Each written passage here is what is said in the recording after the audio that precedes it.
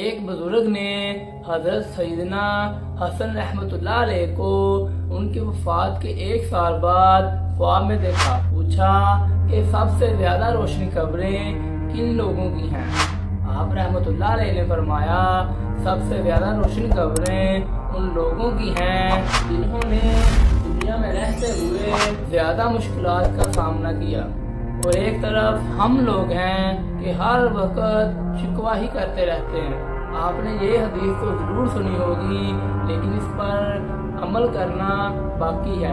حضور اکرم صلی اللہ علیہ وسلم نے فرمایا جب بھی بندہ بیماری میں مبتلا ہوتا ہے تو اس کے فرشتے اس کے گناہ مٹانے میں مصروف ہو جاتے ہیں، لیکن صرف اسی وقت تک جب تک وہ یہ نہ کہہ دے یا اللہ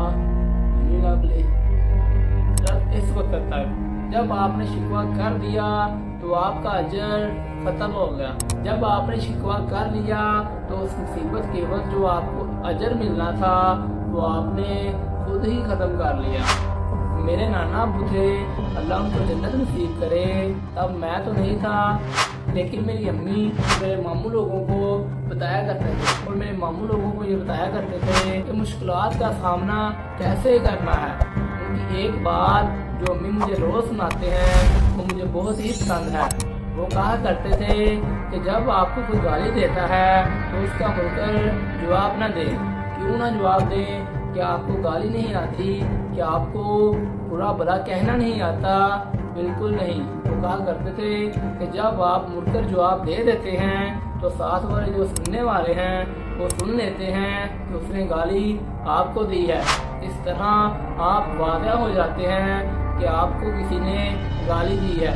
یہ اس طرح کے کل کو جب آپ کی عزت کا ثبوت مانگے گا، جب کوئی آپ کے وقار کا ثبوت مانگے گا تو بتانے والے کے ذہن میں لسٹ میں پہلے نمبر پر وہی بات ہوگی کہ کسی نے آپ کو گالی دی تھی. وہ آپ کو کہہ سکتے ہیں کہ آپ صرف ہمارے سامنے نیک بن رہے ہیں. اس طرح آپ کی بہت انسلٹ ہو سکتی ہے. آپ مجھے بتا سکتے ہیں کہ کیوں ایک امیر آدمی اپنے بنگلے میں پریشان بیٹھا ہے اور کیوں ایک آدمی کرائے کے گھر میں اتنا خوش ہے کہ بات ہی چھوڑ دے؟ کیا آپ چاہتے ہیں کہ آپ مصیبت میں بھی مسکراتے رہیں؟ جب قدرت آپ کا امتحان لے رہی ہو، مشکلات میں آپ پھنسے ہوئے ہوں، تب بھی آپ خوش رہیں. اس کے لیے ایک رول ہے، یہ ممکن ہے. کیسے؟ جب آپ پر کوئی مصیبت آتی ہے تو آپ دیکھیں کہ آپ سے بڑی مصیبت میں مبتلا کون ہے. جب آپ اس کی طرف دیکھیں گے تو آپ کو ہوش آ جائے گی کہ وہ مجھ سے بڑی مصیبت میں سروائیو کر رہا ہے تو میں کیوں نہیں کر سکتا. اس سے آپ کے دل کو بہت تسلی ملے گی. آپ اس کی طرف دیکھیں گے تو آپ کو اپنی مشکلات چھوٹی نظر آئیں گی. اللہ تعالیٰ آپ کی مشکلات کو آسان کرے. اللہ تعالیٰ ہمیں تمام مشکلات کا تحمل کے ساتھ سامنا کرنے کی توفیق عطا فرمائے. آمین. اللہ تعالیٰ ہمیں تمام مشکلات کا تحمل کے ساتھ سامنا کرنے کی توفیق عطا فرمائے. آمین.